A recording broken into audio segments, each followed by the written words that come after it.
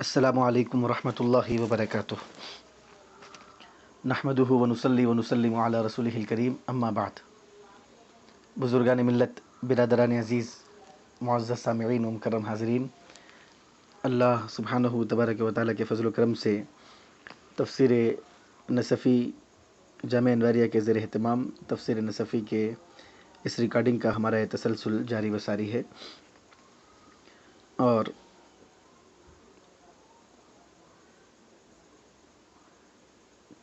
آیت نمبر 15 تک الحمدللہ اللہ کے فضل و کرم سے سورہ صافات ہمارا مکمل ہو چکا تھا۔ آپ نے سماعت کیا کہ اللہ تبارک و تعالیٰ اس سورہ مبارکہ میں قسم کے ساتھ اللہ تعالیٰ نے اپنے کلام کا آغاز فرمایا، اور اللہ تعالیٰ نے سب وسطہ قائم رہنے والے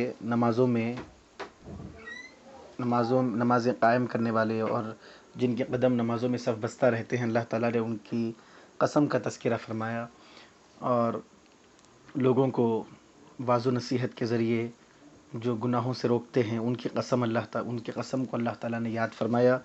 پھر اللہ تعالیٰ نے اپنے کلام کی تلاوت کرنے والوں کا تذکرہ فرمایا، اور یہ اللہ تبارک و تعالیٰ نے قسم ذکر فرما کر اللہ تعالیٰ نے اپنے حبیب کے بارے میں، اپنی ذات کے بارے میں اللہ تعالیٰ نے فرمایا، بے شک تمہارا معبود ایک ہے، تمہارا معبود وہ ہے جو آسمانوں اور زمینوں کا رب ہے، اور ان کے درمیان جو کچھ ہے ان تمام چیزوں کا رب ہے، مشارق کا وہ رب ہے۔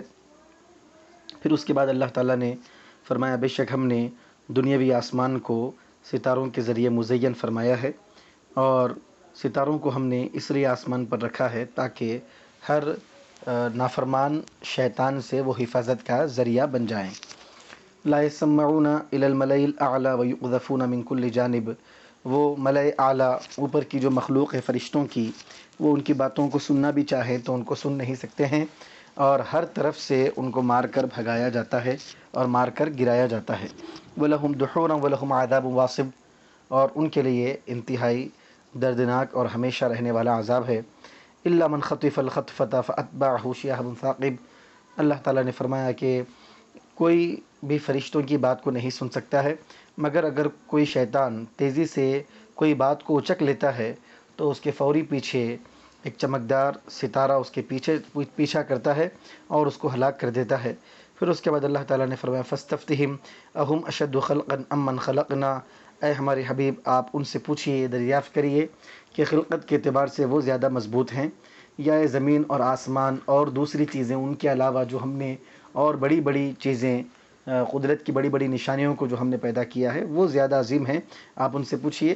یعنی اللہ تعالیٰ نے ان کے مرنے کے بعد اٹھائے جانے کا جو انکار کرتے تھے، اللہ تعالیٰ نے ان کے سامنے اس بات کو واضح کیا اور دلیل دی کہ تم کو مرنے کے بعد اٹھانا اور تم کو زندگی عطا کرنا یہ اللہ کے لیے مشکل ہے، یا آسمان زمین جیسی بڑی بڑی مخلوقات پیدا کرنا اور سورج و چاند جیسے بڑی بڑی مخلوقات پیدا کرنا، اور ان کے مابین جتنے پہاڑ ہیں، جتنے سمندر ہیں، بڑے بڑے جو مخلوقات ہیں اس کو پیدا کرنا اللہ کے لیے مشکل ہے۔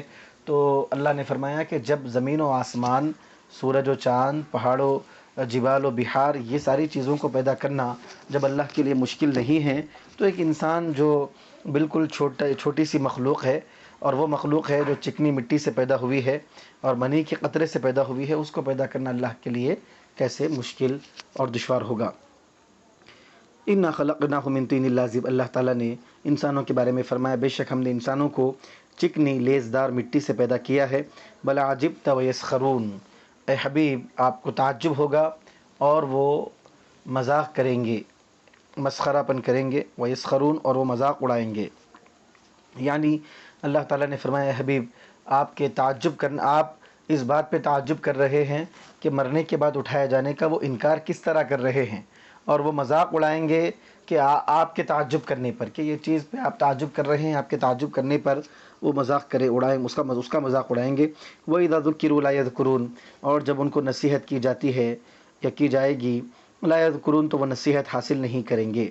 وَإِذَا رَأَوْا آيَةً يَسْتَسْخِرُونَ، اور ان کا معاملہ اتنا سرکشی کا ہے کہ جب یہ اللہ تعالیٰ کی کسی نشانی کو، قدرت کی کسی نشانی کو دیکھتے ہیں تو یستسخرون، یہ اس کا مذاق اڑاتے ہیں اور دوسروں سے بھی مذاق اڑانے کے لیے کہتے ہیں۔ سخر یسخر مذاق اڑانے کے معنی میں آتا ہے۔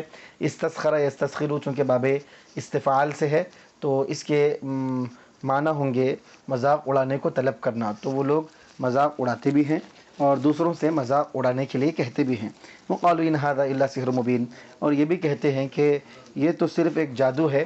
وہ اللہ تعالیٰ کے کلام کو نہیں مانتے تھے، اور اللہ کے کلام کے بارے میں ان کا یہ کہنا تھا کہ اللہ کا کلام اور یہ قرآن یہ تو ایک کھلا ہوا جادو ہے۔ پھر آگے اللہ تبارک و تعالیٰ اب یہاں سے ذکر فرما رہا ہے اذا متنا وکنا ترابا وعظاما ائنا لمبعوثون۔ کفار اور مشرکین کا یہ استدلال تھا کہ اگر ہم مر جائیں گے، وکنا ترابا اور ہم مٹی ہو جائیں گے، وعظاما اور ہم ہڈیاں بن جائیں گے، ہم مر جائیں گے اور ہم مٹی ہو جائیں گے، ہم ہڈیاں بن جائیں گے، بوسیدہ ہڈیاں بن جائیں گے، ائنا لمبعوثون تو کیا ہم کو دوبارہ پھر اٹھایا جائے گا، دوبارہ ہم کو زندگی دی جائے گی۔ اب آباؤنا الاولون، پھر وہ اس سے بڑھ کر کہتے تھے کیا ہم کو اٹھایا جائے گا اور ہمارے ساتھ ہمارے آبا و اجداد کو بھی اٹھایا جائے گا۔ آباؤنا الاولون جو ہمارے قدیم جو آبا و اجداد، پھر ان سے پہلے کے جو لوگ ہیں، کیا سب کو باپ دادا وغیرہ جو آبا و اجداد ہیں سب کو اٹھایا جائے گا؟ تو قل نعم وانتم داخرون، تو اللہ فرماتا ہے میرے محبوب آپ فرمائیے ہاں سب کو اٹھایا جائے گا، اور اس حال میں اٹھایا جائے گا کہ تم ذلیل و رسوا اور ذلیل و خوار ہوگے۔ اب اس آیہ مبارکہ کی تفسیر کو آپ ملاحظہ فرمائیں۔ او آباؤنا الاولون، کیا ہمارے اذا متنا میں فرماتے ہیں کہ استفہام و انکار، اس میں جو کیا ہم کو اٹھایا جائے گا، ہاں کیا ہم اگر مر جائیں گے اور مٹی ہو جائیں گے، ہڈیاں ہو جائیں گے تو کیا ہم کو اٹھایا جائے گا؟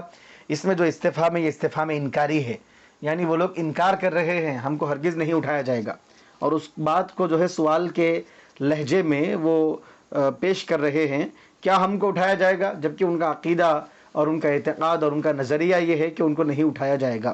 تو یہ استفہام انکاری ہے، اس استفہام کے ذریعے وہ لوگ اس پر نکیر کر رہے ہیں، اس کا انکار کر رہے ہیں۔ ای انبعث اذا کنا ترابا وعظاما، کیا ہم کو دوبارہ زندہ کیا جائے گا جب ہم مٹی ہو جائیں گے، ہم بوسیدہ ہڈیاں بن جائیں گے؟ اب آباؤنا الاولون، کیا ہمارے جو آبا و اجداد ہیں، جو اقدمون، جو ہمارے باپ دادا ہیں، جو ہم سے پہلے گزر چکے ہیں قدیم، کیا ان کو بھی اٹھایا جائے گا؟ اب یہ یہاں سے علامہ نصفی رحمۃ اللہ علیہ اپنی عادت کے مطابق جس طرح اگر قرات مختلف قراتیں ہوں تو آپ قراتوں کا تذکرہ فرماتے ہیں، اور کوئی ترکیبی اعتبار سے کوئی بحث ہو تو آپ ترکیبی بحث کو سمجھاتے ہیں، اعراب کی باتوں کو بیان کرتے ہیں، لغوی کوئی اشکال ہو تو آپ اس کو حل کرتے ہیں۔ انتہائی جامع اور عظیم تفسیر ہے جس کی وجہ سے الحمدللہ ہر جگہ درس نظامی میں اور مختلف جامعات میں یہ داخل نصاب ہے۔ تو علامہ نصفی فرما رہے ہیں او آباؤنا، تو معطوف علی محل انا واسمہا، فرماتے ہیں کہ آباؤنا جو مرفوع ہے اس کو رفع کیوں دیا جا رہا ہے اور مرفوع کیوں پڑھا جا رہا ہے؟ تو آپ فرماتے ہیں کہ یہ معطوف ہے، کس پر معطوف ہے؟ انا اور اس کے اسم پر معطوف ہے۔ تو آپ جانتے ہیں کہ جملے اسمیہ پر انا، انا کا انا، لاکن، لیت، لعل جو حروف مشبہ بالفعل ہیں وہ جملے اسمیہ پر داخل ہوتے ہیں، اور جملے اسمیہ پر داخل ہو کر جو مبتدا ہے اس کو اپنا اسم بناتے ہیں، اور جو خبر ہے ان کو اپنی خبر بناتے ہیں۔ تو مبتدا اور خبر کی حالت کیا ہے؟ تو آپ جانتے ہیں کہ مبتدا حالت رفعی میں ہوتا ہے اور خبر بھی حالت رفعی میں ہوتی ہے۔ تو انا کا اسم، تو انا کا اسم کون سی حالت میں ہے؟ حالت نصبی میں ہے، لیکن یہ تو اس کا ظاہری اعراب ہے۔ اگر محل کے اعتبار سے دیکھا جائے تو چونکہ انا داخل ہوا ہے اس لیے اس کو زبر آ رہا ہے، تو محلم دیکھا جائے تو کس جگہ پر ہے؟ وہ مبتدا کی جگہ پر ہے، تو محل کے اعتبار سے وہ مرفوع ہے، چونکہ وہ پہلے مرفوع ہی تھا، مبتدا تھا اور خبر وہاں پر تھی، لیکن انا آنے کے بعد وہ انا کا اسم بن گیا، تو محل کے اعتبار سے اس کا اعراب چونکہ مرفوع ہے تو انا اور اس کے اسم کا جو محل ہے وہ محل مرفوع ہے، اس محل پر عطف کیا جائے گا تو آباؤنا کو پیش سے مرفوع پڑھا جائے گا، آباؤنا الاولون۔ یا تو انا اور اس کے اسم کے محل پہ یہاں پر عطف کیا جا رہا ہے، او علی الضمیر فی مبعوثون، یا مبعوثون میں جو واو ضمیر ہے، واو جمع جو واو ضمیر ہے اس واو پہ عطف کیا جا رہا ہے۔ تو اب دیکھیں انا لمبعوثون، کیا ہم کو اٹھایا جائے گا دوبارہ؟ تو مبعوثون کیا ہے؟ یہ خبر ہے انا کی، تو انا کی خبر میں جو واو ضمیر ہے، انا کی خبر میں جو واو ضمیر ہے وہ کون سی حالت میں ہے؟ حالت رفعی میں ہے، ٹھیک ہے، حالت رفعی میں ہے. کیوں ہے حالت رفعی میں؟ نائب فاعل ہونے کی وجہ سے، کیونکہ مبعوثون یہ اسم مفعول کا صیغہ ہے، اور اسم مفعول میں جو ضمیر ہوتی ہے وہ نائب فاعل ہوتی ہے. تو مبعوثون میں جو واو ضمیر ہے وہ اس کا نائب فاعل ہے، تو اس پر عطف کیا جائے گا. تو اس صورت میں بھی اس کو آباؤنا پڑھ سکتے ہیں. تو آباؤنا مرفوع پڑھنے کے اور پیش کے ساتھ پڑھنے کی دو توجیحات علامہ نصفی رحمۃ اللہ علیہ نے بیان کی ہیں. ایک تو آپ اس کا عطف کریں گے انا اور اس کے اسم کے محل پر، یا آپ اس کا عطف کریں گے مبعوثون میں جو واو ضمیر ہے اس واو ضمیر پر. والمعنی، اور معنی کیا ہوں گے؟ ایبعث ایضا آباؤنا، کیا ہمارے آبا و اجداد کو بھی اٹھایا جائے گا. علی زیادت الاستبعادی، کیوں کس طرح سوال کیا جا رہا ہے یہ؟ یعنی استبعاد کو اضافہ کرنے کے لیے. استبعاد کا مطلب کیا ہوتا ہے؟ استبعاد کا مطلب یعنی کسی چیز کو بعید بتانا اور کسی چیز کو ناممکن بتانا. کسی چیز کو ناممکن بتانے کے لیے اور کسی چیز کو بعید بتانے کے لیے اس طرح کا لب و لہجہ استعمال کیا جاتا ہے. یعنی انہوں نے پہلے یہ کہا کیا ہم کو مرنے کے بعد اٹھایا جائے گا، پھر وہ یہ کہہ رہے ہیں کہ کیا ہمارے آبا و اجداد کو اٹھایا جائے گا. تو ہمارے آبا و اجداد کو، ہمارے باپ دادا کو اٹھایا جائے گا مطلب کیا ہے؟ یعنی ہمارا اٹھنا ہی مشکل ہے. پہلے یہ وہ ان کا عقیدہ یہ تھا کہ ہم کو مرنے کے بعد اٹھانا ہی مشکل ہے، پھر وہ ہمارے باپ دادا جن کو مر کے برسا برس گزر چکے ہیں کیا ان کو بھی اٹھایا جائے گا. یعنی ان کا یہ کانسیپٹ اور ان کی یہ تھیوری اور ان کا یہ عقیدہ، ان کا یہ نظریہ تھا کہ مر کے مٹی میں مل جانے کے بعد، ہڈیوں کے بوسیدہ ہو جانے کے بعد پھر جو ہے اس کو زندہ نہیں کیا جا سکتا ہے. تو وہ اپنے عقیدے کے مطابق یہ کہہ رہے ہیں کہ ہم کو اٹھایا جائے گا اور ہمارے آبا و اجداد کو بھی اٹھایا جائے گا. تو آبا و اجداد کو اٹھایا جائے گا، یہ جو بات انہوں نے کہی ہے اعلی زیادت الاستبعادی، یعنی چیز کو بہت زیادہ بعید بتانے کے لیے انہوں نے کیا ہے، بہت دور بتانے کے لیے. یعنی یہ عقل سے بہت دور ہے، قیاس سے بہت دور ہے، اور ایسا ہونا عقل کے اعتبار سے بہت زیادہ مشکل اور ناممکن ہے. یہ ان کا اپنا استدلال تھا. اب ایک بات تھوڑا یہ بھی آپ سمجھ لیں کہ اوا آباؤنا میں جو ہے ایک تو الفاظ کے اعتبار سے دیکھیں حمزہ ہے اور پھر واو ہے. اوا آباؤنا، تو حمزہ اور واو. اور عام طور پہ یہ کہا جاتا ہے کہ جہاں بھی اس طرح کی ترکیب آتی ہے، اوا حمزے کے بعد واو عاطفہ جہاں پر آتا، ایک ہے او بھی جو ہے حرف عطف ہے، اس کا معاملہ الگ ہے. یہ اوا، یہ ایک تو حمزہ او جو حرف عطف ہے اس میں حمزہ الگ واو الگ نہیں ہے، او پورا مستقلاً حرف عطف ہے.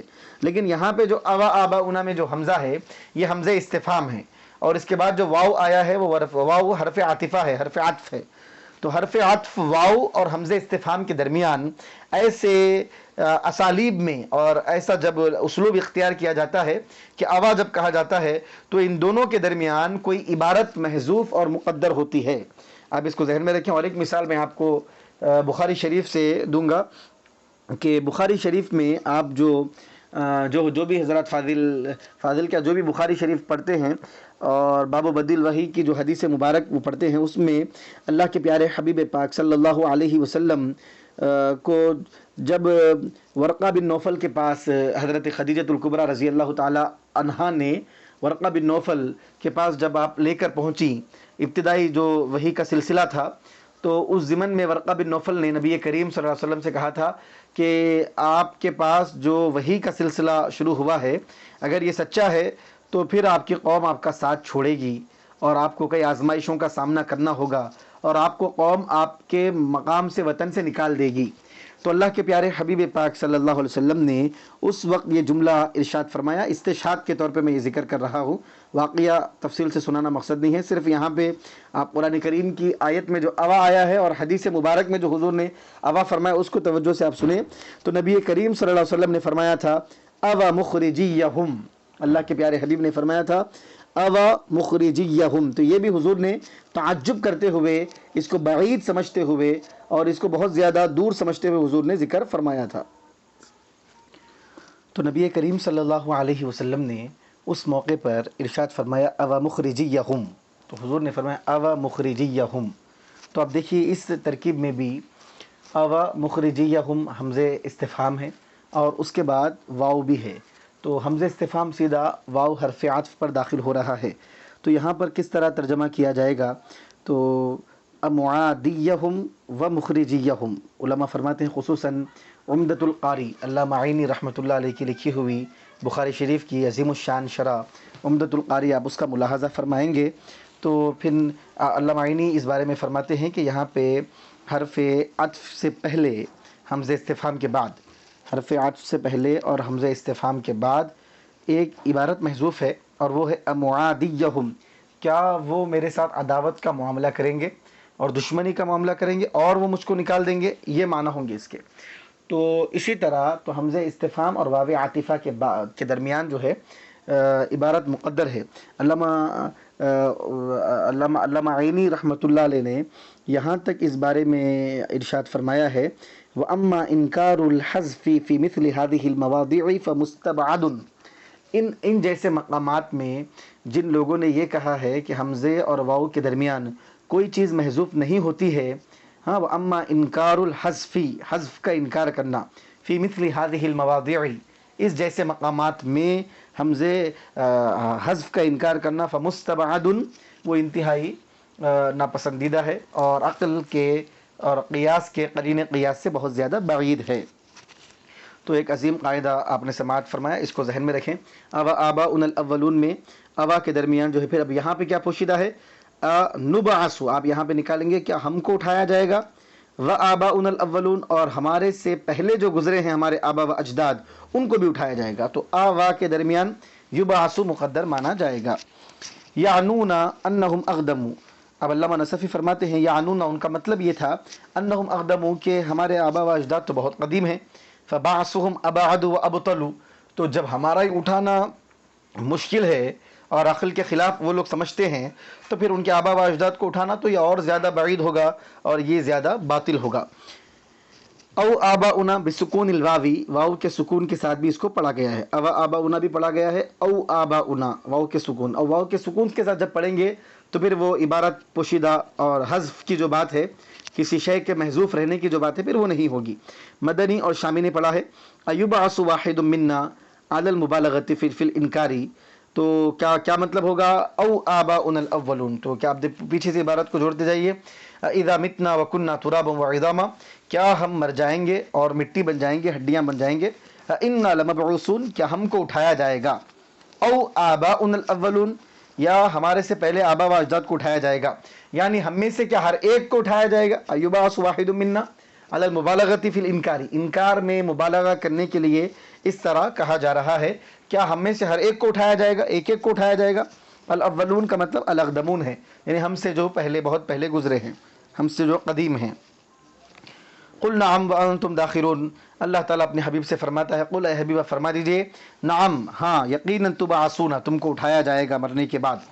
نعم میں ایک لغت ہے نون کے زیر کے ساتھ نعم، اور نعم پڑھنے والے قاری ہیں علی، وہما لغتانی، نعم میں یہ دو لغتیں ہیں، ایک نعم اور ایک نعم۔ وانتم داخرون، اور تم کو اس حال میں اٹھایا جائے گا کہ تم ذلیل و خوار ہو جاؤ گے۔ داخرون کے معنی علامہ نصفی بیان فرماتے ہیں صاغرون، تم بہت زیادہ ذلیل و خوار اور رسوا ہو جاؤ گے۔ فإنما هي زجرة واحدة فإذا هم ينظرون، اللہ تعالیٰ اب ارشاد فرماتا ہے کہ کس طرح اٹھایا جائے گا، تو اللہ تعالیٰ اس کا تذکرہ فرماتا ہے، فإنما هي زجرة واحدة، کہ سوائے اس کے کچھ نہیں ہے، کہ وہ جو اٹھایا جانے کا جو معاملہ ہے وہ تو جو ہے زجرۃ واحدہ، صرف ایک چیخ ہوگی اور صرف ایک جھڑک کا معاملہ ہوگا بس۔ فإذا هم ينظرون، جب چیخا جائے گا، ایک چیخ ماری جائے گی اور ایک جھڑکی دی جائے گی، جھڑک کے جس طرح زجر کے معنی جھڑکنا، ڈانٹنا، ڈانٹ ڈپٹ کرنے کے معنی آتے ہیں، تو ایک معاملہ اس طرح ہوگا، فإذا هم ينظرون، تو پھر وہ لوگ جو ہے دیکھتے رہ جائیں گے اور وہ پھر اپنے عذاب کا انتظار کرنے والے ہوں گے۔ اب اس کی تفسیر اللہ بنصفی بیان فرما رہے ہیں، آپ دیکھیں، فإنما جواب شرط مقدر، فإنما یہ جو ہے جواب شرط مقدر ہے، یعنی شرط مقدر کا جواب ہے، یہاں پہ ایک شرط مقدر پوشیدہ ہے، اور یہ فإنما هي زجرة واحدة فإذا هم ينظرون، یہ آیت مبارکہ اس کا جواب ہے۔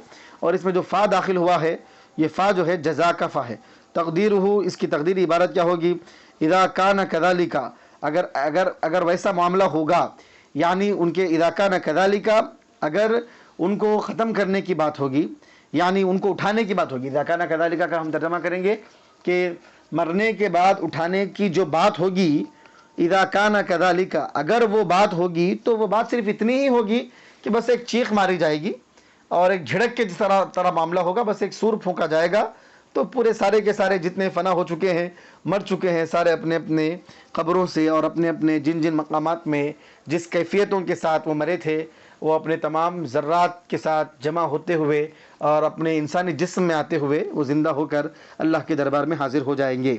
اذا کان کذالک، جب ایسا معاملہ ہوگا، یعنی اٹھائے جانے کی، جب ان کے لیے ان کو اٹھانے کی بات ہوگی، جب بعث کی بات ہوگی تو وہ بات اتنی ہی ہوگی بس، فما هي الا زجرة واحدة وهي لا ترجع الى شيء انما هي مبہمۃ موضحها خبرها۔ اب علامہ نصفی فرماتے ہیں کہ یہ جو ہیا کی جو ضمیر ہے، یہ ضمیر شان ہے، یہ ضمیر شان، اس کو ضمیر شان کہا جاتا ہے۔ ضمیر شان کا مطلب یہ ہوتا کہ ضمیر قصہ، ایک تو آپ یہ ذہن میں رکھیں کہ جس ضمیر کا مرجع نہیں ہوتا وہ ضمیر کو ضمیر مبہم کہتے ہیں۔ جس ضمیر کا مرجع نہیں ہوتا اور ضمیر پیچھے نہیں لوٹتی ہے، اس ضمیر کو ضمیر مبہم کہتے ہیں۔ مبہم ضمیر ہے وہ، اور اس کے بعد میں آنے والا جملہ اور اس کے بعد میں آنے والی خبر اس کی وضاحت کرتی ہے، تو وہ ضمیر تو مبہم ہے، وہ کہیں لوٹتی نہیں ہے، اس کا کوئی مرجع نہیں ہے۔ اگر وہ ضمیر مبہم مذکر کے لیے ہو تو اس کو ضمیر شان کہتے ہیں۔ جیسے آپ قرآن کریم کے سورہ اخلاص کی پہلی آیت پڑھیں، قل هو اللہ احد، آپ فرما دیجئے کہ اللہ تعالیٰ ایک ہے، ہوا وہ اللہ ایک ہے، تو آگے اللہ آ رہا ہے، ہوا کے ضمیر کا مرجع کچھ بھی نہیں ہے، تو پھر جو ہے یہ ہوا کیا ہے صاحب، یہ ضمیر شان ہے۔ یہ تو وہ ضمیر مبہم کہ آگے آنے والا لفظ اس کی وضاحت کرتا ہے۔ قل، آپ فرما دیجئے وہ کیا، اللہ احد، اللہ ایک ہے، تو بولنا چاہیے تھا اللہ، ہوا کہا گیا، ہوا کی ضمیر کا مرجع کچھ بھی نہیں ہے، تو ایسی ضمیر کو ضمیر مبہم کہتے ہیں۔ اگر مذکر کے لیے ہو تو اس کو ضمیر شان کہتے ہیں، اور مؤنث کے لیے ہو تو اس کو ضمیر قصہ کہتے ہیں۔ تو اب یہاں پہ چونکہ ضمیر مؤنث کی ہے تو ہم اس کو ضمیر قصہ کہیں گے۔ تو ضمیر مبہم کی دو قسمیں ہیں، مذکر کے لیے ہو تو ضمیر شان، مؤنث کے لیے ہو تو ضمیر قصہ، اس کا کوئی مرجع نہیں ہوتا ہے، اس کے بعد میں آنے والا جملہ اس کی وضاحت کرتا ہے، بولیے، یا اس کے بعد میں آنے والی خبر اس کی وضاحت کرتی ہے۔ وَهِيَ لَا تَرْجِعُ إِلَى شَيْءٍ، ہیا جو ہے کسی بھی چیز کی طرف نہیں لوٹ رہی ہے، انما ہی مبہمہ، سوائے اس کے کچھ نہیں ہے کہ یہ ضمیر مبہم ہے، موضحها، اور اس کی وضاحت کرنے والی چیز کیا ہے صاحب، خبرها، اس کی خبر ہے، اس کی خبر اس کی وضاحت کر رہی ہے۔ وَيَجُوزُ فَإِنَّمَا الْبَعْثَةُ زَجْرَةٌ وَاحِدَةٌ وَهِيَ النَّفْخَةُ الثَّانِيَةُ، اور یہ بھی جائز ہے کہ کہا جائے کہ فَإِنَّمَا هِيَ، تو ہیا سے مراد کیا ہے صاحب، البعثۃ، یعنی مرنے کے بعد اٹھایا جانا، جو اللہ تعالیٰ جو اٹھائے گا بعثہ، وہ جو ہے زجرۃ واحدہ، وہ جو ہے صرف ایک چیخ ہوگی، ایک پکار ہوگی، وہی النفخۃ الثانیہ، اور وہ پکار کون سی ہوگی، النفخۃ الثانیہ، دوسری مرتبہ جو سور پھونکا جائے گا۔ آپ نے اس سے پہلے بھی ایک درس میں سماعت کیا، پہلی مرتبہ جب سور پھونکا جائے گا تو یہ ساری دنیا فنا ہو جائے گی، پھر 40 سال کے بعد جب دوسرا سور پھونکا جائے گا تو پھر تمام زندہ ہو جائیں گے اور اللہ کی بارگاہ میں حساب و کتاب کے لیے جمع ہو جائیں گے۔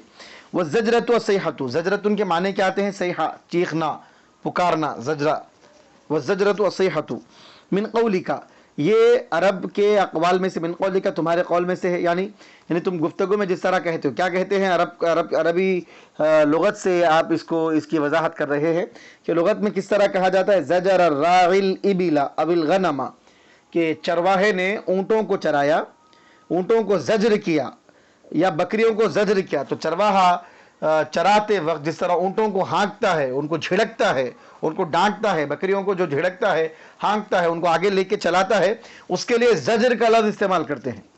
تو اس سے اللہ تعالیٰ نے زجرۃ واحدہ کہا، دوسری پھونک کو، کہ اس میں بھی اسی طرح کا معاملہ ہوگا کہ سب کو جو ہے ہانک کر لے کر اللہ تعالیٰ کی بارگاہ میں لے جایا جائے گا۔ اذا صاح علیہم، کہ جب ان کے اوپر سور پھونکا جائے گا، یا سور پھونکنے والے ان کے اوپر سور پھونکیں گے، جو فرشتہ ان کے اوپر جب اذا صاح علیہم کہا، یا اذا صاح علیہم، جب وہ چیختا ہے، یعنی کون، چرواہا، جب چرواہا اونٹوں کو چراتے وقت اور بکریوں کو چراتے وقت جب چیختا ہے اور پکارتا ہے، اذا صاح علیہم، جب وہ چیختا ہے، یہ فرشتے کی بات نہیں ہے، چرواہے کی بات ہے، تو چرواہا جب چیختا ہے، ان کے اوپر چلاتا ہے، تو اس وقت کہا جاتا ہے زجر الراعی الابل او الغنم، یہ کہا جاتا ہے۔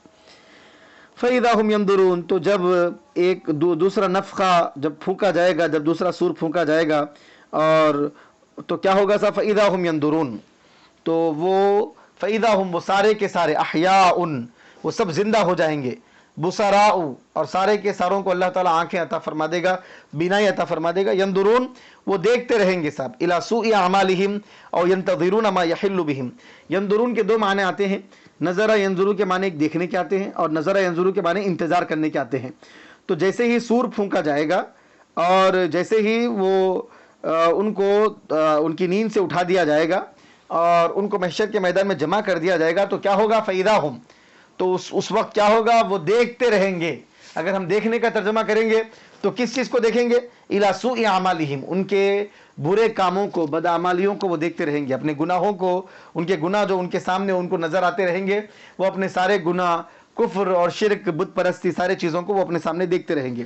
او ينتظرون ما يحل بهم، یا اگر انتظار کے معنی میں لیں گے تو کفار و مشرکین انتظار کرتے رہیں گے کہ اب ان کے ساتھ کیا کیا جائے گا.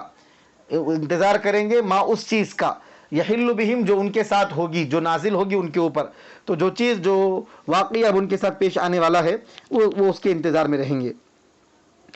وقالوا یا ویلنا ھذا یوم الدین، وقالوا، اور جیسے ہی جب مرنے کے بعد ان کو اٹھایا جائے گا اور ایک چیخ ہوگی، بس ایک چیخ کے بعد جب ان کو اٹھا دیا جائے گا، وقالوا یا ویلنا، تو وہ کہیں گے یا ویلنا، ہائے افسوس، یہ ہماری ہلاکت کا دن ہے. یا ویلنا، ہائے ہماری بربادی، ہائے ہماری ہلاکت و بربادی اور ہمارے فنا کا معاملہ ہے. الویل کلمۃ یقولها القائل وقت الہلکہ، وقت الہلکہ آپ کہہ سکتے ہیں.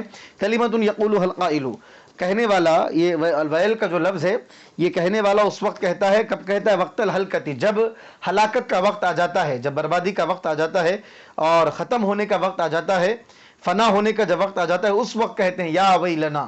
جب وہ محشر کے میدان کو دیکھیں گے اور جو وہ سمجھے تھے کہ موت یہیں پر ختم ہے، اس کے بعد کوئی زندگی نہیں ہے، جب وہ زندہ ہو جائیں گے، ان کی آنکھیں ہوں گی اور وہ دیکھتے رہیں گے، اپنے اعمال کو دیکھیں گے، جب یہ ساری چیزیں دیکھتے رہیں گے تو کہیں گے ہائے افسوس، ہائے بربادی، کہ ہم کس طرح دنیا میں مرنے کے بعد اٹھائے جانے کا انکار کرتے تھے اور اللہ تعالیٰ نے کس طرح ہم کو یہاں پر کھڑا کر دیا ہے اور کس طرح دوبارہ اللہ تعالیٰ نے ہم کو زندگی عطا فرمائی ہے.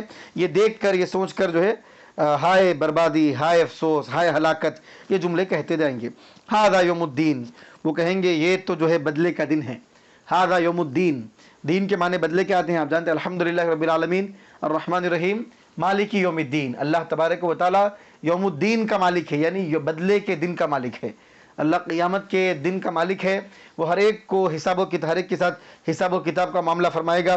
الیوم الذی ندان بہ فیہ، کفار کہیں گے یہ تو جو ہے بدلے کا دن ہے، یعنی یہ وہ دن ہے جس دن میں ہمارے ساتھ حساب و کتاب کیا جائے گا، ہم کو بدلہ دیا جائے گا.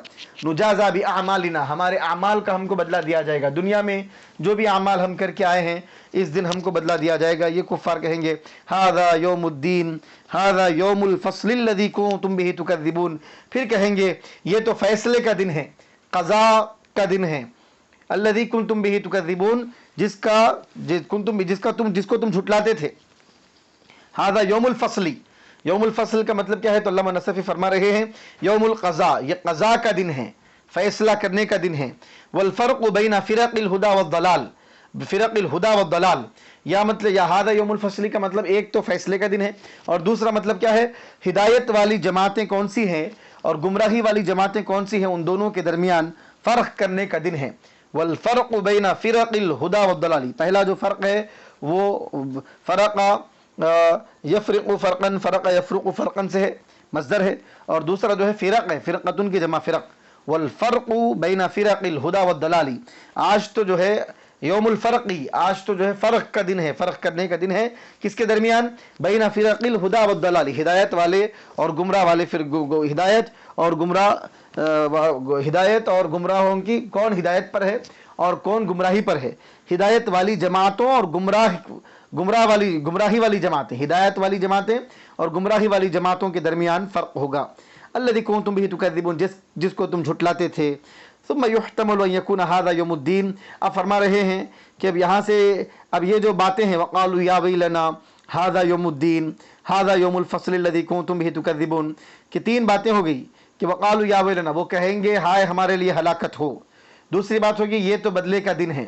تیسری بات ہوگی یہ تو قضاء کا دن ہے اور ہدایت اور گمراہی والی جماعتوں کے درمیان فرق کرنے کا دن ہے جس کو تم جھٹلاتے تھے. تو یہ تین باتیں کس کی ہے؟ کون بولیں گے یہ تین باتیں؟ ہلاکت ہے کی بات تو کفار بولیں گے. ھذا یوم الدین بولنے والے کون ہیں؟ ھذا یوم الفصل کفاری بولیں گے. کون بولیں گے؟ تو اس کی وضاحت علامہ نصفی فرما رہے ہیں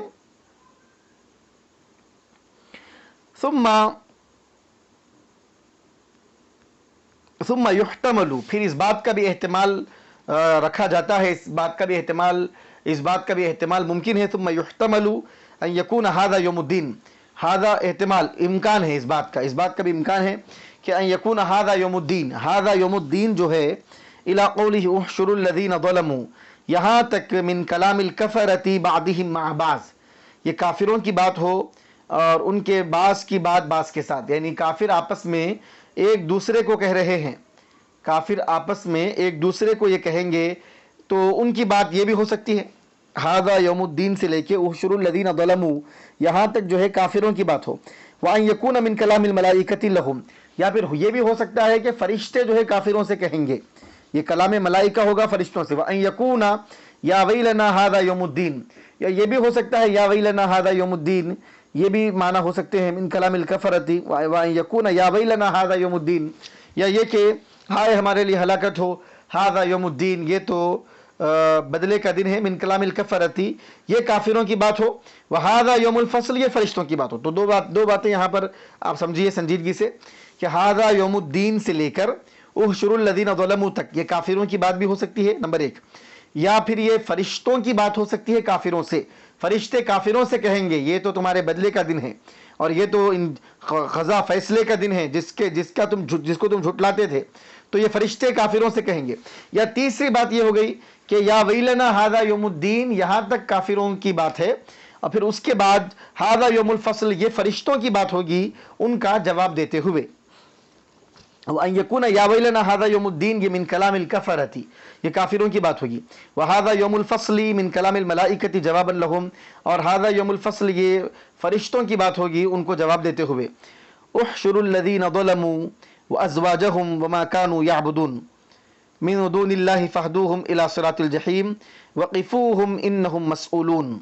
उहशुरुल लज़ीना ज़लमू, उहशुरु खिताबुल्लाहि तआला लिल मलाइकति, ये उहशुरु का यहाँ से अल्लाह तबारक व तआला खिताबुल्लाहि लिल मलाइका, ठीक है, उहशुरुल लज़ीना ज़लमू अल्लाह ताला फरमा रहा है, ये अल्लाह ताला का खिताब है, फरिश्तों से अल्लाह ताला खिताब फरमा रहा है। उहशुरु जमा कर दो अल्लज़ीना ज़लमू जिन्होंने जुल्म किया है, जालिम जुल्म करने वालों से मुराद कौन है, कफरू जिन्होंने कुफ्र किया है, जिन्होंने जुल्म किया उनको जमा करो। व अज़वाजहुम किसके साथ, उन जैसे लोगों के साथ, और उन जैसे लोगों को भी जमा करो, जालिमों को जमा करो, जालिमों के जैसे लोगों को, उनके जैसे लोगों को भी जमा करो। अय व अशबाहहुम व औ क़ुरनाअहुम मिन अश-शयातीन, यानी उन जैसे लोग और उनके जो साथी हैं शयातीन में से, जो उन जैसे लोग हैं उनके साथी हैं, सबको जमा करो। औ निसाअहुमुल काफिराती, या उनके काफिर बीवियों को जमा करो। अब यहाँ पे एक बात यह है कि अज़वाजहुम का जो लफ्ज़ इस्तेमाल किया गया है, अल्लाह ताला क़यामत के दिन फरिश्तों से कहेगा अय फरिश्तों तुम जालिमों को जमा करो, अज़वाजहुम और उनके अज़वाज को जमा करो। तो अज़वाज के एक माने तो जो है मुशाबे के हैं, और अज़वाज ज़ौज जमा अज़वाज के माने साथी के भी आते हैं, हम मुमासिल होना, मुशाबे होना, साथी होना, या ज़ौज की जमा जो अज़वाज इसके माने जो है काफिरा बीवियों के भी आते हैं, ज़ौज जमा अज़वाज बीवी के माना भी आते हैं। तो इसका मतलब हर एतबार से इसका तर्जमा किया जा सकता है, अल्लाह ताला फरिश्तों से कहेगा तुम जमा करो, जालिमों को जमा करो उनके अज़वाज के साथ, यानी उन जैसे अशबाहहुम उनके अशबाह के साथ, उन जैसे लोगों के साथ। औ क़ुरनाअहुम या उनके साथी जो हैं, उनके रफ़ीक जो हैं, उनके करीन जो काम में शैतानी कामों में उनके शरीक रहते थे, शयातीन में से जो उनके करीन हैं, उनके साथी हैं, उनके साथ उनको जमा करो। या फिर अगर बीवी के माना में भी लिया जाए तो मतलब ये होगा काफिरों को उनकी काफिरात जो बीवियां हैं उनके साथ जमा करो। वल वाव बिमाना मा, और ये जो वाव है वह अज़वाजहुम में, ये वाव मा के माना में होगा, यानी ये मफ़ऊल माहू होगा। उहशुरुल लज़ीना ज़लमू तुम जमा करो जालिमों को, व अज़वाजहुम उनके अज़वाज के साथ, ठीक है, तो ये मफ़ऊल माहू होगा, मा के माना में है वाव। वक़ील लिल अत्फ़ी, और कहा गया कि वाव जो है अत्फ़ के लिए भी है। वक़ुरिया बिर्रफ़ई अत्फ़न अला ज़मीर फ़ी ज़लमू, और रफ़ा के साथ भी इसको पढ़ा गया है, ज़लमू में जो वाव है उस ज़मीर पर आत्फ़ करते हुए। वक़ुरिया बिर्रफ़ई, और रफ़ा के साथ भी पढ़ा गया है अत्फ़न अला ज़मीर फ़ी ज़लमू, ज़लमू में जो वाव ज़मीर है उस ज़मीर पर आत्फ़ करते हुए। वमा कानू याबुदून, ठीक है, वमा कानू याबुदून अल्लाह ताला फरमाता है वमा कानू याबुदून कि उनको जमा करो, जालिमों को उनके अज़वाज के साथ जमा करो, ان کے دوستوں کے ساتھ، ان جیسے لوگوں کے ساتھ، شیاطین کے ساتھ. وما کانوا یعبدون، اور ان کو بھی جمع کرو جو وما کانوا یعبدون جس کی یہ عبادت کرتے ہیں، یہ کفار جن کی عبادت کرتے تھے ان کو بھی جمع کرو. ٹھیک ہے. وقرئ بالرفع عطفا علی الضمیر فی ظلموا، ازواجہم جو لفظ ہے ازواجہم کو زبر کے ساتھ پڑھا گیا، کس بنیاد پر؟ مفعول معہ ہونے کی بنیاد پر. اور دوسری قرات بتا رہے ہیں کہ ازواجہم کو ازواجہم بھی پڑھا گیا ہے، ازواجہم بھی پڑھا گیا ہے. ازواجہم کس طرح پڑھا گیا؟ رفع کی بنیاد، رفع کے ساتھ پڑھا گیا ہے. کس بنیاد پر؟ ظلموا پر، ظلموا میں جو واو ضمیر ہے اس پر عطف کرتے ہوئے. تم جمع کرو ان لوگوں کو جنہوں نے ظلم کیا. تو ظلموا میں جو واو ضمیر ہے وہ کافرین ہیں، ان پر عطف کیا جا رہا ہے. وہ ازواجہم، اور جمع کرو ان کو جو ان کے ازواج ہیں. ٹھیک ہے. تو ظلموا کی جو واو ضمیر ہے، واو جمع، اس ضمیر پر عطف کرتے ہوئے ازواجہم کو پیش بھی پڑھا جا سکتا ہے، کیونکہ ظلموا میں جو واو ضمیر ہے یہ حالت رفعی میں ہے، تو ازواجہم بھی حالت رفعی میں ہوگا، حالت رفعی میں اس کو پڑھا جا سکتا ہے ظلموا کی واو ضمیر پر عطف کرتے ہوئے. اور ان کو جمع کرو جن کی یہ عبادت کرتے تھے، من دون اللہ، اللہ تعالیٰ کو چھوڑ کر، اے الاسنام یعنی جن بتوں کی عبادت کرتے تھے. فہدوہم الی صراط الجحیم، فہدوہم الی صراط الجحیم، دلوہم عن الاسمع، ہدیتہ فی الدین فہدا، ہدیتہ فی الدین ہدا وفی الطریق ہدایہ، الی صراط الجحیم طریق النار.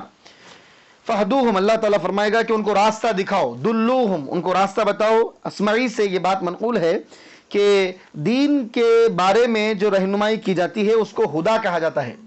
ہدا یہدی کے آپ جانتے ہیں کہ دو مصدر آتے ہیں. ہدا یہدی کا ایک مصدر ہدا آتا ہے اور ہدا یہدی کا ایک مصدر ہدایت آتا ہے. ٹھیک ہے. تو ہدا یہدی کا ایک مصدر جو ہدا آتا ہے، ہدا کے معنی کیا ہیں صاحب؟ دین کی رہنمائی کرنا، دین کے باتوں میں رہنمائی کرنا، یہ ہدا ہے. اور دنیاوی کوئی بھی راستہ بتانا، راستہ بتانے کے لیے ہدایت، کسی بھی راستے کو بتانے کے لیے ہدایت کا لفظ استعمال کیا جاتا ہے. ہدا یہدی ہدایتن. ٹھیک ہے. اور ہدا کا جو لفظ ہے وہ دینی راستہ بتانے کے لیے اور دین کے بارے میں رہنمائی کرنے کے لیے ہدا استعمال ہوتا ہے، اور کوئی بھی عام راستہ بتانے کے لیے ہدایت استعمال ہوتا ہے. الی صراط الجحیم، ان کو راستہ دکھاؤ. کس کا؟ فہدوہم، ان کو بتاؤ راستہ. الی صراط الجحیم، جہنم کا راستہ ان کو دکھاؤ، طریق النار. وقفوہم، اور ان کو روک دو. احبسوہم، اور ان کو روک دو. انہم مسئولون، بے شک ان کو پوچھا جائے گا. عن اقوالہم و افعالہم، ان کی باتوں کے بارے میں اور ان کے کاموں کے بارے میں ان سے سوال کیا جائے گا. انہم مسئولون عن اقوالہم و افعالہم، ان کو ان کے باتوں کے بارے میں اور ان کے کاموں کے بارے میں پوچھا جائے گا. ما لکم لا تناصرون، کہ تم کو کیا ہو گیا ہے. اب اللہ تعالیٰ یہاں سے فرما رہا ہے وقفوہم انہم مسئولون ما لکم لا تناصرون. اللہ فرمائے گا وقفوہم، ان کو روک دو، ان سے سوال کیا جائے گا. ما لکم لا تناصرون، تم کو کیا ہو گیا ہے کہ آپس میں تم ایک دوسرے کی مدد نہیں کرتے. ای لا ینصر بعضکم بعضا، تم میں سے ایک دوسرے کی مدد نہیں کرتے. وہذا توبیخ لهم بالعجز عن التناصر بعدما كانوا متناصرین فی الدنیا. وقیل هو جواب لأبی جہل حیث قال یوم بدر نحن جمیع منتصر وهو في موضع النصب على الحال ای ما لکم غیر متناصرین. اللہ تعالیٰ علامہ نصفی فرما رہے ہیں وہذا توبیخ، یہ ڈانٹنا ہے ان کو. کس چیز پر ڈانٹنا ہے؟ بالعجزی، ان کی عاجزی پر، ان کی بے بسی پر. وہ جو قیامت کے دن محشر کے میدان میں بے بس ہو جائیں گے. کس چیز سے؟ عن التناصر، آپس میں ایک دوسرے کی مدد کرنے سے، آپس میں ایک دوسرے کی مدد کرنے سے بے بس ہو جائیں گے، جبکہ دنیا میں ایک دوسرے کی مدد کرتے تھے. بعدما كانوا متناصرین فی الدنیا، جبکہ دنیا میں ایک دوسرے کی مدد کرتے تھے. اللہ تعالیٰ فرمائے گا اے کفار کے ٹولوں، اے کافروں کی جماعتوں، مشرکوں کی جماعتوں، دنیا میں جس طرح ایک دوسرے کی مدد کرتے تھے، یہاں کیا ہو گیا ہے؟ اب کیوں ایک دوسرے کی مدد نہیں کرتے؟ ما لکم لا تتناصرون، کیا ہو گیا ہے کہ آپس میں ما لکم لا تناصرون، آپس میں ایک دوسرے کی ما لکم لا تناصرون، آپس میں ایک دوسرے کی مدد کیوں نہیں کرتے؟ تم کو کیا ہو گیا؟ اللہ تعالیٰ پوچھے گا. یا پھر وقیل، علامہ نصفی فرماتے ہیں ہوا جواب لابی جہل، ایک تفسیر ہو گئی، یا پھر یہ ابو جہل کا جواب ہوگا حیث قال یوم بدر، کیونکہ ابو جہل نے بدر کے دن کہا تھا نحن جمیع منتصر، ہم ایک جماعت ہے اور آپس میں ایک دوسرے کی مدد ہم کر لیں گے. ہمارا ایک قافلہ ہے، ہمارا ایک ٹولہ ہے، بڑا گروہ ہمارے پاس ہے، بڑی جماعت ہمارے پاس ہے، ہم آپس میں ایک دوسرے کی مدد کریں گے. وهو فی موضع النصب علی الحال، اور یہ حال کی بنیاد پر حالت نصبی میں ہے. فی موضع النصب علی الحال، کیا؟ ما لکم لا تناصرون، یہ حال ہوگا. ای ما لکم غیر متناصرین، تم کو کیا ہو گیا ہے کہ تمہاری حالت یہ دیکھی جا رہی ہے کہ تم آپس میں ایک دوسرے کی مدد کرتے ہوئے نظر نہیں آ رہے ہو. تو غیر متناصرین، حال بنے گا. ما لکم لا تناصرون، یہ جو ہے جملہ لا تناصرون یہ فی موضع نصب علی الحال، یہ جملہ حالت نصبی میں ہے حال ہونے کی بنیاد پر. بل ہم اليوم مستسلمون، اللہ تعالیٰ فرماتا ہے کہ آج کے دن تو وہ سروں کو جھکائے ہوئے رہیں گے. منقادون، اور اطاعت کا انداز بتاتے ہوئے سروں کو جھکائے ہوئے، انقاد ینقاد انقیاد سر جھکا دینا، سر تسلیم خم کرتے ہوئے نظر آئیں گے. قد اسلم بعضهم بعضا، ایک دوسرے کے سامنے ایک دوسرے کا سر جھکا ہوا ہوگا، کوئی آپس میں ایک دوسرے سے بھی نظر ملانے کی ہمت نہیں رکھیں گے. وخذلوا عن عجز، اور آپس میں ایک دوسرے کو جب وہ چھوڑ لیں گے، ان کا چھوڑنا اختیار کی بنیاد پہ نہیں ہوگا، بے بسی، عاجزی اور بے بسی کی بنیاد پر ہوگا کہ محشر میں کے میدان میں وہ ایک دوسرے کو بے یار و مددگار چھوڑ دیں گے، کیونکہ بے بس ہوں گے، وہ مدد ہی نہیں کر سکیں گے. فَكُلُّهُمْ مُسْتَسْلِمٌ غیر منتصرن، ان میں کا ہر آدمی نگاہوں کو جھکایا ہوا، سر کو جھکایا ہوا، سر کو خم کیے ہوئے ہوگا، غیر منتصرن، کوئی کسی کی مدد کرنے والا نہیں ہوگا. وَأَقْبَلَ بَعْضُهُمْ عَلَى بَعْضٍ يَتَسَاءَلُونَ، اور ایک دوسرے پر متوجہ ہوں گے سوال کرتے ہوئے، جھگڑے کرتے ہوئے. التابع علی المتبوع، خصوصاً جو قوم میں جو متبوع ہوتے ہیں، مقتدا، جن مقتداؤں کی باتیں سن سن کر مقتدی، ان کی اقتدا کرنے والے لوگ دنیا میں بھٹکے، گمراہ ہوئے، کفر کے راستے پر چلے، شرک کے راستے پر چلے، تو وہاں مقتدی مقتدا کو پکڑ لیں گے، مقتدی اپنے امام کو پکڑ لیں گے، جس کے تابع ہو کے چلے تھے. ابو جہل کے پیچھے جتنے لوگ تھے وہ سارے ابو جہل کو پکڑ لیں گے. اور جو بڑے بڑے سرغنے، بڑے بڑے جو کفار و مشرکین، بڑے بڑے فراعنہ جو لوگوں کو کفر کی طرف، شرک کی طرف، گمراہیوں کی طرف، بے دینی کی طرف جو بلاتے تھے، وہ سارے لوگوں کے جو متبعین ہیں ان کی اور متبوعین جن کی اتباع کرتے تھے، سب کی جنگ شروع ہو جائے گی آپس میں. ارے آپ لوگ تو دنیا میں ہم کو یہ تعلیم دیتے تھے اور کفر کی طرف بلاتے تھے، گمراہی کی طرف بلاتے تھے. اقبل بعضهم علی بعض یتساءلون، بعض کے اوپر جو ہے سوال کرتے ہوئے متوجہ ہوں گے. یتخاصمون، جھگڑے کرتے جائیں گے. یتساءلون، سوال کریں گے کا مطلب کوئی علمی اشکالات وہاں پہ دور نہیں کیے جائیں گے، آپس میں ایک دوسرے سے سوال جواب کا مطلب جھگڑا کرتے جائیں گے. کیا تم نے بولے تھے ہمارے کو یہ کام کرنے کے لیے؟ تم بتوں کے پاس نہیں لے کے گئے تھے؟ تم نے ہمارے گمراہ چیزیں تم نے ہم کو نہیں سکھائی تھی؟ اس طرح ایک دوسرے سے جھگڑے کریں گے.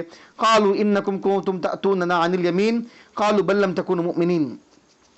قالوا، کہیں گے، کون کہیں گے؟ اتباع، جو متبعین ہیں، اتباع کرنے والے لوگ کہیں گے اپنے مقتداؤں سے، للمتبوعین، مقتداؤں سے کہیں گے، انکم کنتم تأتوننا عن الیمین، بے شک تم لوگ ہمارے پاس قوت کے ساتھ، غلبے کے ساتھ، شدت کے ساتھ ہمارے پاس آ کے ہمارا ذہن بناتے تھے اور آ کے ہماری ذہن سازی کرتے تھے اور ہم کو بے دینی کی طرف، بدعقیدگی کی طرف اور گمراہی کی طرف، کفر کی طرف ہم کو شدت سے بلاتے تھے، یمین سے بلاتے تھے. یمین کا مطلب قوت کے ساتھ، قہر کے ساتھ، غلبے کے ساتھ، ڈومینیشن کے ساتھ، پورے ڈومینیشن کے ساتھ جو ہے تم ہم کو اپنے کاموں کی طرف بلاتے تھے، گمراہیوں کی طرف. ان اذ الیمین موصوفۃ بالقوہ، کیونکہ یمین کس کو کہتے ہیں؟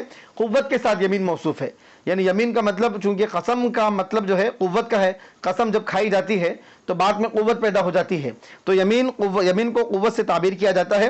وہ بھی یا پھر آپ یہ بول سکتے ہیں کہ یمین جو ہے، یمین سیدھے ہاتھ کو بھی کہتے ہیں، تو یمین جو ہے سیدھا ہاتھ ہے. موصوفۃ بالقوہ، عام طور پہ جو سیدھا ہاتھ ہوتا ہے اس میں طاقت زیادہ ہوتی ہے. یمین کو بیان کیا جاتا ہے قوت کے ذریعے، یمین کی صفت لائی جاتی ہے قوت کے ذریعے. یعنی یمین موصوف بالقوہ ہے، یمین قوت والی چیز ہے، سیدھا ہاتھ جو ہے مضبوط ہوتا ہے. وہ بھی یقع البطش، اور آدمی جو بھی چیزوں کو پکڑتا ہے اور مضبوطی سے اس کو پکڑنا چاہتا ہے تو سیدھے ہاتھ سے پکڑتا ہے. ای انکم کنتم تحملوننا علی الضلال وتقصروننا علیہ، یعنی اتباع جو متبعین ہوں گے وہ اپنے متبوعین سے یہ کہیں گے کہ تم ہم کو گمراہی پہ ابھارتے تھے، وَتَقْصِرُونَنَا عَلَيْهِ، اور تم ہم کو اس معاملے میں ڈومینیشن کا معاملہ، شدت کا معاملہ، قوت کا معاملہ، غلبے کا معاملہ کر کے تو ہے تم اپنے دین کی طرف اور اپنے مذہب کی طرف، اپنی بد اعتقادی کی طرف اور کفر و شرک کی طرف تم ہم کو بلاتے تھے. قالوا بل لم تكونوا مؤمنین، قالوا تو جو سردار ہوں گے وہ کہیں گے بل لم تكونوا مؤمنین، کہ بل لم تكونوا مؤمنین، تم مومن نہیں تھے. یعنی متبعین جو ہے متبوعین کو جب یہ بات بولیں گے، جو اتباع کرنے والے ہیں وہ اپنے مقتداؤں کو جب یہ بولیں گے تو مقتدا ان کو پلٹ کے جواب دیں گے، سردار ان کے جو سردار ہیں وہ ان کو پلٹ کر جواب دیں گے، بل لم تكونوا مؤمنین، بلکہ تم تو مومن ہی نہیں تھے. ای بل ابیتم انتم الایمان، ارے ہمارے کو ہم سردار بولیں گے پلٹ کے، ہم بولے ہمارے بولنے پہ تم ایمان نہیں لائے بول رہے ہیں، بل جبکہ ابیتم انتم الایمان، کہ تم نے خود بھی جو ہے ایمان کا انکار کیا تھا. تم لوگ خود بھی ایمان کا انکار کر رہے تھے، صرف ہمارے اوپر جو ہے آج ٹوکرا پھوڑا جا رہا ہے اور ہمارے اوپر جو ہے الزام لگایا جا رہا ہے، اس طرح وہ اس کا جواب دیں گے۔ بل ابیتم انتم الایمان، تم نے بھی ایمان کا انکار کیا تھا، واعرضتم عنہ مع تمکنکم منہ، اور تم نے بھی جو ہے ایمان سے اعراض کیا تھا جبکہ تمہارے پاس بھی قدرت تھی اس بات کی کہ ایمان لا سکتے تھے، مختارین لہ علی الکفر، کفر کے مقابل میں تم ایمان کو اختیار کر سکتے تھے، غیر ملجئین، تم کو جو ہے کوئی زور زبردستی تمہارے ساتھ نہیں کی گئی، تمہارے ساتھ جو ہے کوئی زبردستی کا معاملہ، زور کا معاملہ تو نہیں کیا گیا کہ تلوار تمہاری گردن پہ رکھ کے تم کو کہا گیا ہو کہ اگر تم ایمان لائیں گے تو تم کو ختم کر دیا جائے گا، تم نے اپنے مرضی سے اور اپنے اختیار سے کفر کو اختیار کیا۔ تو یہ جو ہے رؤساء جو سردار ہوں گے وہ اپنے متبعین کو کہیں گے، وما کان لنا علیکم من سلطان بل کنتم قوما طاغین، ہمارے پاس کوئی ایسی طاقت اور قوت ہی نہیں تھی اور کوئی ایسا معاملہ ہی نہیں تھا کہ ہم تمہارے اوپر مسلط ہوتے۔ وما کان لنا علیکم من سلطان تسلط نسلبکم بہ تمکنکم، ہمارے پاس کوئی ایسا تسلط اور کوئی ایسا پاور ہی نہیں تھا کہ ہم جس کے ذریعے ہم تمہاری طاقت و قوت کو، تمہارے پاس جو اختیار ہے ایمان لانے کا، ہم اس کو سلب کر لیں۔ ایسا تو ہوا ہی نہیں کہ ہمارے پاس کوئی ایسی طاقت ہی نہیں تھی کہ جس کے ذریعے تمہارے پاس ایمان لانے کا تم کو جو اختیار ہے ہم اس کو سلب کریں۔ تسلط نسلبکم بہ تمکنکم واختیارکم، تمہارے اختیار کو اور تمہاری قدرت کو ہم سلب کر سکے، ایسا کوئی معاملہ ہمارے ساتھ تھا ہی نہیں۔ بل کنتم قوما طاغین، بلکہ تم جو ہے سرکش قوم تھی، بل کنتم قوما مختارین الطغیان، یعنی تم ایسے قوم تھے جنہوں نے سرکشی کو خود اپنے آپ سے تم نے اختیار کیا تھا۔ تو آپ دیکھیے قیامت کے دن جب فیصلے کی گھڑی اور بدلے کا دن ہوگا تو جن کفار نے سرداروں کی باتوں کو سن کر، کفار میں دو قسم کے لوگ ہوں گے، بعض وہ ہوں گے جنہوں نے اتباع کی اور بعض وہ ہوں گے جن کی اتباع کی گئی، جو سردار ہوں گے۔ تو سرداروں میں اور ان کے چیلوں میں جو ان کے متبعین ہیں ان کے درمیان سخت جھگڑے ہوں گے، اور یہ ان کے اوپر ڈالیں گے کفر کی بات کو اور وہ ان کے اوپر ڈالیں گے، اس طرح معاملہ قیامت کے دن ہوگا۔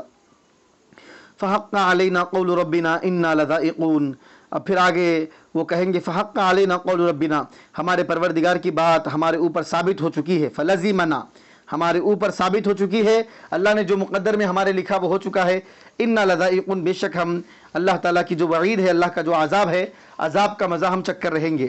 یعنی فلزمنا جمیعا، فحق علینا قول ربنا فلزمنا جمیعا، ہم سب کے ساتھ جو ہے اللہ تعالیٰ کی بات لازم ہو گئی، بے شک اللہ نے جو مقدر میں لکھا تھا وہ ہو گیا ہمارے ساتھ، بے شک ہم مزہ چکیں گے۔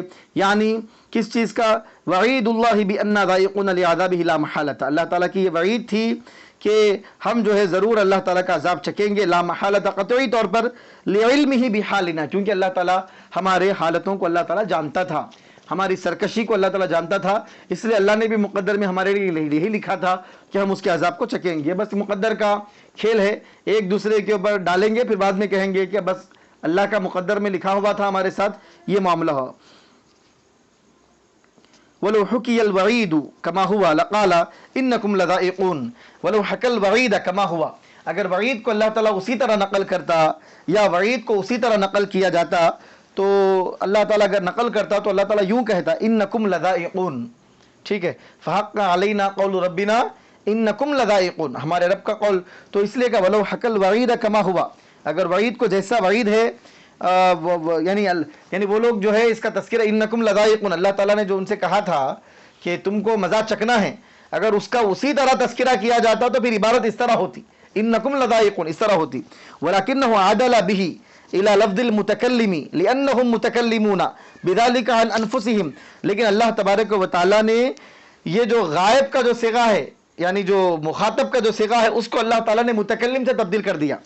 ہونا یہ چاہیے تھا کہ ہمارے اوپر ہمارے رب کی بات ثابت ہو گئی، رب کی بات کیا ہے؟ انکم لذائقون، تم مزہ چکنے والے ہو، اللہ تعالیٰ کی وعید کیا ہے کہ تم مزہ چکنے والے ہو، یہ اللہ کی وعید ہے، تو ہونا یہ چاہیے تھا انکم لذائقون بولنا تھا، لیکن اللہ تعالیٰ نے جو وعید کا جو ذکر کیا انہی کے زبان سے اللہ نے اس کا اقرار کرایا، اللہ تعالیٰ کی بات ہمارے اوپر ثابت ہو گئی کہ ہم مزہ چکنے والے ہیں، اللہ نے کہا کہ تم چکنے والے ہو تو پھر ہم مزہ چکنے والے ہیں، تو اس طرح جو مخاطب کا جو صیغہ ہے اس کو بدل کر متکلم کی صیغے کے ساتھ یہاں پر کلام کیا گیا ہے۔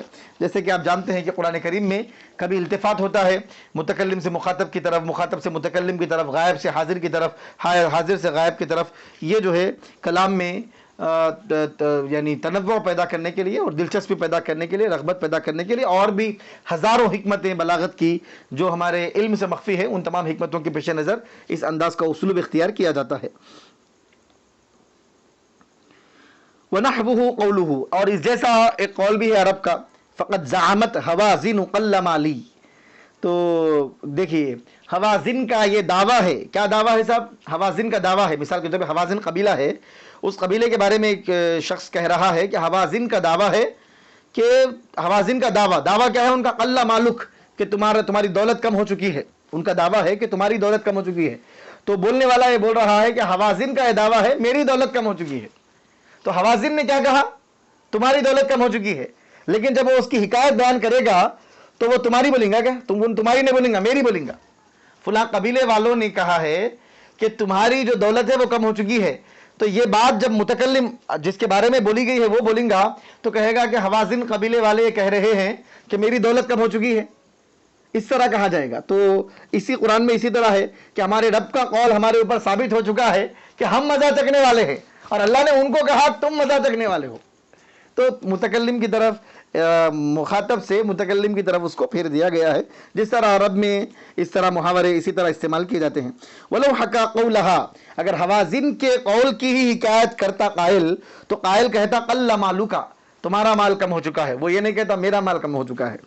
تو وہی بات بیان کی جا رہی ہے. وَلَوْ حَكَا الْوَعِيدَ كَمَا هُوَ، اگر اللہ تعالیٰ وعید کی حکایت کرتا جیسے وہ ہے، لقالا، تو اللہ تعالیٰ کہتا انکم لذائقون، ولکنہ عدل به الى لفظ المتکلم، لیکن اللہ تعالیٰ نے وہ انکم جو تخاطب کا جو صیغہ تھا مخاطب کا اس کو بدل کر اللہ تعالیٰ نے متکلم کا صیغہ بنا دیا. لانہم متکلمون بذلک عن انفسہم، کیونکہ وہ اپنے بارے میں اس کے بارے میں اپنے بارے میں گفتگو کر رہے ہیں، کیونکہ وہ لوگ اس کے ذریعے اپنے بارے میں گفتگو جب کر رہے ہیں تو جب اپنے بارے میں گفتگو کر رہے ہیں تو ان لذائقون بولنا یہ زیادہ بہتر ہے انکم لذائقون بولنے کے مقابل میں. فاغویناکم انا کنا غاوین، تو جو رؤسا ہوں گے وہ کہیں گے کہ ہم نے تم کو گمراہی کی طرف بلایا. انا کنا غاوین، اور ہم بھی جو ہے گمراہ تھے، ہم بھی جو ہے گمراہی میں کفر میں تھے اور ہم نے تم کو بھی کفر اور گمراہی کی طرف بلایا. فدعوناکم الی الغی فاردنا اغواکم، ہم گمراہ تھے تو ہم نے چاہا کہ تم بھی گمراہ ہو جاؤ، ہم تو ڈوبے ہیں صنم تمہیں بھی لے ڈوبیں گے. رؤسا آخر میں کہہ دیں گے کہ ہم بھی گمراہ تھے اور اس لیے ہم نے تم کو بھی گمراہ کرنا چاہا.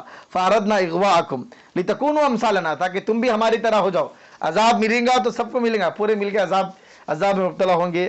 اس طرح تو یہ انسانی فطرت میں جو یہ اس آیت مبارکہ میں یہ بھی ہم کہہ سکتے ہیں کہ فطرت انسانی میں جس طرح کہ معاملات حسد کے، بغض کے اور آپس میں ایک دوسرے کے ساتھ جو معاملات ہوتے ہیں کہ آدمی یہ چاہتا ہے کہ اگر مجھ پر مصیبت آئے تو سب پر مصیبت آئے، وہ لوگ کیوں محفوظ رہیں.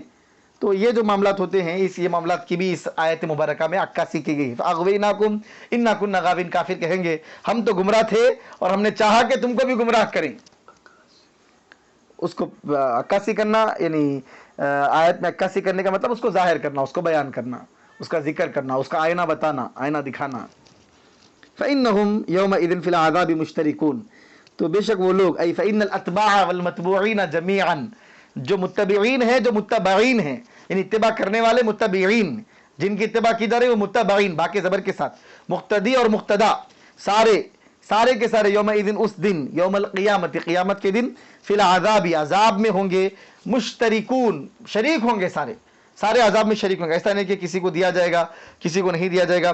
کما کانوا مشترکین فی الغوایۃ، جس طرح گمراہی میں وہ مشترک تھے، گمراہی میں جس طرح مشترک تھے اسی طرح عذاب میں بھی مشترک رہیں گے.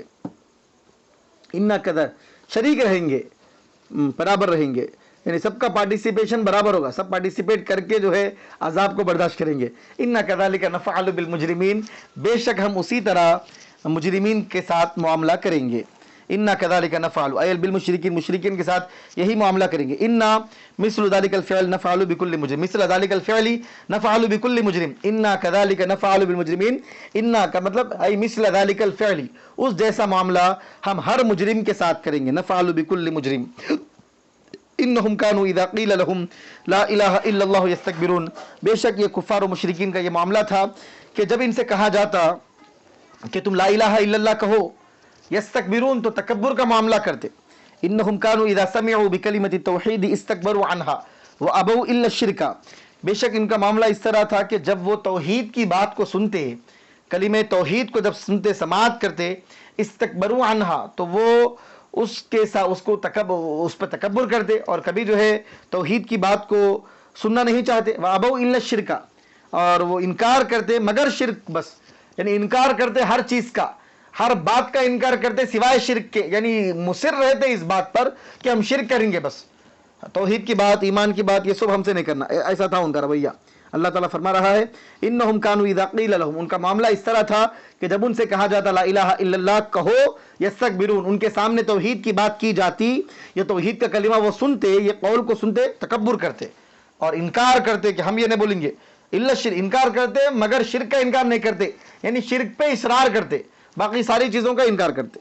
وَيَقُولُونَ إِنَّا لَتَارِكُو آلِهَتِنَا لِشَاعِرٍ مَجْنُونٍ، اور یہ کہا کرتے تھے اِنَّا حمزتین کے ساتھ، شامی اور کوفی دونوں نے اِنَّا پڑھا ہے، تو کیا کہتے لَتَارِكُو آلِهَتِنَا، کیا ہم اپنے معبودوں کو چھوڑ دیں گے، جو ان کے معبودان باطلہ تھے ان کے بارے میں کہتے ہیں ہم اپنے معبودوں کو چھوڑ دیں گے، لِشَاعِرٍ مجنون، ایک مجنون شاعر کی بات کی وجہ سے، نعوذ باللہ من ذالک، حضور کے بارے میں کہتے ہیں ایک مجنون شاعر کی بات کی وجہ سے، کیونکہ قرآن کو وہ شعر بولتے تھے اور قرآن کریم کو پیش کرنے والے حضور کی ذات ہے، حضور کو شاعر کہتے تھے، تو ایک مجنون شاعر کی باتوں کو سن کر کے ہم اپنے معبودوں کو چھوڑ دیں گے، ایسے بدبختانہ اور ایسے گستاخانہ اور توہین آمیز کلمات وہ کہتے تھے، تو اللہ تعالیٰ اس کا ارشاد فرما رہا ہے ایسی باتیں وہ کہیں گے، یعنون محمد صلی اللہ علیہ وسلم، وہ ارادہ کریں گے اس سے نبی کریم صلی اللہ علیہ وسلم کا۔ اب ایک بات یہ بھی سمجھیے کہ قیامت کے دن کیا کیا ہوگا، کفار و مشرکین کیا کیا کہیں گے اور کیسی کیسی چیزوں پر پچھتائیں گے۔ اللہ تبارک و تعالیٰ ساری چیزوں کو کتنے ڈیٹیل میں اللہ تعالیٰ یہاں پہ بیان فرما رہا ہے، تو عزیزان محترم یہ اس سے اس بات کا اندازہ لگایا جا سکتا ہے کہ قرآن کریم میں اللہ تعالیٰ نے کس طرح توحید کی طرف، رسالت کی طرف کس باریکی کے ساتھ اللہ تعالیٰ نے اہل عرب کو دعوت دی ہے، اور کیسا کھول کھول کر ایک ایک چیز کو واضح طریقے سے اللہ تعالیٰ نے ان کے سامنے ظاہر کر دیا ہے، اور بعض کے واقعات کو، مرنے کے بعد اٹھائے جانے کا واقعہ، قیامت کا واقعہ، قیامت کے دن وہ لوگ کیا کریں گے، کیسا معاملہ ہوگا، ایک ایک جزئیے کو اللہ تعالیٰ نے کس طرح بیان کیا ہے، یہ صرف اس لیے تھا کہ اس قدر وضاحت کے ساتھ بیان کر کے ان کے عقلوں کو جھنجھوڑا جائے اور ان کو دین کی طرف مائل کیا جائے، توحید کی طرف مائل کیا جائے، اور ان کو بھی جنت کا حقدار بنایا جائے، لیکن تقدیر ان کے اوپر غالب آئی، اور جن کی قسمت میں اللہ تعالیٰ نے، جن کا حال اللہ تعالیٰ نے، جن کی کارناموں کو اللہ تعالیٰ جانتا تھا، اور جن کی قسمت میں اللہ تعالیٰ نے ایمان کو لکھا وہ ایمان والے ہوئے، جن کے بارے میں اللہ تعالیٰ نے اللہ جانتا تھا کہ جو ایمان قبول کریں گے وہ ایمان قبول کرے، اور آیات بینات کو پڑھ کر سن کر انہوں نے ایمان قبول کیا، اور جن کی قسمت میں یہ تھا کہ وہ نہیں ایمان قبول کریں گے تو پھر ان کے ساتھ وہی معاملہ ہوا کہ اتنے دلائل کے باوجود اور اتنی وضاحتوں کے باوجود اور ایک ایک جزئیے کو اس قدر تفصیل سے بیان کرنے کے باوجود وہ اپنی ہٹ دھرمی پر قائم رہے۔ بل جاء بالحق وصدق المرسلین، اللہ تعالیٰ فرماتا ہے کہ میرے حبیب کو شاعر و مجنون کہنے والوں، بل جاء بالحق، بلکہ میرا حبیب حق کو لے کر آیا ہے، رد علی المشرکین، یہ اللہ تبارک و تعالیٰ نے مشرکین پر رد فرمایا ہے جب انہوں نے کہا کہ شاعر مجنون کی بات کو چھوڑ کر سن کر ہم جو ہے اپنے معبودوں کو چھوڑ دیں گے۔ وصدق المرسل، اللہ فرماتا ہے میرے محبوب حق کو لے کر آئے ہیں، وصدق المرسلین، اور ان سے پہلے جتنے رسول آئے ہیں سب کی تصدیق میرے حبیب نے کی ہے۔ سبحان اللہ، قولہ مصدقا لما بین یدیہ، اللہ تعالیٰ نے دوسرے مقامات میں فرمایا کہ ان سے پہلے جتنے رسول آئے وہ سارے رسولوں کی تصدیق کرنے والے بن کر آئے ہیں۔ انکم لذائق العذاب العلیم وما تجزون الا ما کنتم تعملون، اللہ تعالیٰ فرما رہا ہے بے شک تم دردناک عذاب چکھنے والے ہو، اور تم کو جو بدلہ دیا جا رہا ہے وہ تمہاری کرتوتوں کا، تمہارے اعمال کا بدلہ ہے۔ وما تجزون، تم کو بدلہ نہیں دیا جا رہا ہے، الا مگر ما کنتم تعملون، جو تم کرتے تھے جو اعمال اسی کا تم کو بدلہ دیا جا رہا ہے، بلا زیادتن، یعنی اللہ تعالیٰ یہ فرمانا چاہتا ہے کہ ایسا نہیں ہے کہ ہم تمہارے اوپر کوئی ظلم و ستم کا معاملہ کر رہے ہیں، بغیر کسی اضافے کے تمہارے جو اعمال ہیں، تمہارے جیسے اعمال ہیں اسی کے مطابق تم کو بدلہ دیا جا رہا ہے۔ الا عباد اللہ المخلصین، اللہ تعالیٰ ان تمام چیزوں سے اپنے مخلصین بندوں کو اللہ تعالیٰ مستثنا رکھے گا، ان کو اللہ تعالیٰ عذاب سے محفوظ رکھے گا، مخلص بندوں کو۔ مخلص کا مطلب کیا ہوتا ہے؟ ایک ہے مخلص، اخلاص رکھنے والا، اور ایک ہے مخلص جن کے ساتھ اخلاص کا معاملہ کیا جائے، یعنی اللہ تبارک و تعالیٰ ان کو اپنا مخلص بنا لے گا، اللہ تعالیٰ ان کا محب بن جائے گا اور ان کو اپنا محبوب اللہ تعالیٰ بنا لے گا۔ تو جن کو اللہ اپنا محبوب بنا لے گا، جن کو اللہ چاہے گا، تو پھر اللہ تعالیٰ ہر عذاب سے ان کو محفوظ رکھے گا، دنیا میں پھر ایمان کی توفیق بھی اللہ تعالیٰ ان کو عطا فرمائے گا۔ بفتح اللامی، لام کے فتح کے ساتھ کوفی اور مدنی نے پڑھا ہے، وَكَذَا مَا بَعْدَهُ، اور اسی طرح اس کے بعد جو ہے اس کو بھی پڑھا ہے۔ لیکن عباد اللہ الاستثنائی منقطع. کیا مطلب؟ وکذا ما بعدہ. اچھا ما بعد کیا ہے؟ تو دیکھیے لام کے فتح کے ساتھ مخلصین پڑھا گیا ہے. ای لیکن عباد اللہ، یہ لیکن اللہ تعالیٰ کے جو بندے ہیں ان کو بھی، اللہ عباد اللہ، عباد اللہ کو بھی جو ہے زبر سے پڑھا گیا ہے. وکذا عباد اللہ کو بھی زبر سے، عبادہ کو بھی زبر سے پڑھا گیا ہے. ٹھیک ہے، کیوں پڑھا گیا ہے؟ ای لیکن عباد اللہ، یعنی یہاں سے جو ہے استثناء کیا جا رہا ہے. کیونکہ آپ جانتے ہیں کہ اللہ تعالیٰ نے کافروں کے بارے میں کہا کہ بے شک اے کافروں تم کو دردناک عذاب چکنا ہے. تو کافروں میں تو مسلمان ہے ہی نہیں، تو پھر اللہ عباد اللہ المخلصین سے استثناء، یہ استثناء منقطع ہے. کیونکہ آپ جانتے ہیں کہ مستثنیٰ اور مستثنیٰ منہ دونوں الگ ہوں، اور مستثنیٰ منہ کی جن سے نہ ہو تو پھر استثناء کون سا ہوتا ہے؟ استثناء منقطع ہوتا ہے. تو اللہ عباد اللہ المخلصین یہ استثناء منقطع ہے. پھر اب مخلصین کے بارے میں آپ سماعت کریں کہ اللہ تبارک و تعالیٰ کے ساتھ جو بندے اخلاص کا معاملہ کر کے مخلص ہوتے ہیں تو اللہ تبارک و تعالیٰ بھی ان کے ساتھ مخلص ہو جاتا ہے. تو اللہ جن بندوں کے ساتھ مخلص ہو جاتا ہے تو ان بندوں کو اللہ تعالیٰ مخلص، محبوب بنا لیتا ہے. اللہ تعالیٰ ان کے ساتھ اخلاص کا معاملہ یعنی محبت کا معاملہ اللہ تعالیٰ فرماتا ہے. محب اور محبوب میں کیا فرق ہے مفتی صاحب؟ محب کا مطلب جو ہے چاہنے والا، محبوب وہ جس کو چاہا جائے. تو محب اور محبوب کا مطلب یہ ہے. تو یہی مخلص اور مخلص کا مطلب یہ ہے بندہ اللہ تعالیٰ کو چاہے. یہ ضروری نہیں ہے کہ خدا اس کو چاہ رہا ہے، لیکن جب خدا اپنا محبوب بنا لیتا ہے تو پھر بندہ محب بھی بنتا ہے، محبوب بھی بن جاتا ہے. سبحان اللہ. اور وہاں سے اللہ تعالیٰ جب محبت کا معاملہ فرماتا ہے تو پھر بندے کو توفیق بہت بدرجہ تب ملتی ہے. اللہ سے دعا ہے کہ اللہ تعالیٰ اپنا ہمارے اس درس کو قبول فرمائے. وصلی اللہ تعالی وسلم علی خیر خلقہ سیدنا و نبینا مولانا محمد وعلی آلہ وصحبہ اجمعین والحمد للہ رب العالمین.